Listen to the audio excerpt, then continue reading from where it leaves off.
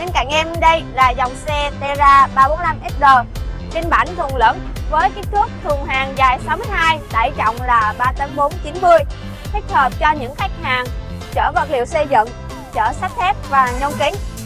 Xe được trang bị tiêu chuẩn khí thải Euro 5 thân thiện với môi trường. Ngoài phiên bản thùng lẫn thì bên em còn phiên bản thùng mui bạt và thùng kín cho quý khách hàng lựa chọn.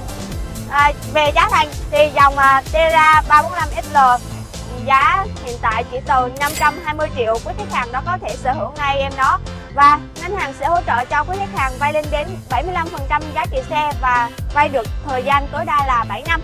Quý khách hàng nào có nhu cầu tham khảo dòng xe Terra 345SR vui lòng liên hệ với số điện thoại để được em báo giá cũng như là ưu đãi kèm theo cho quý khách hàng. Xin chào và hẹn gặp lại.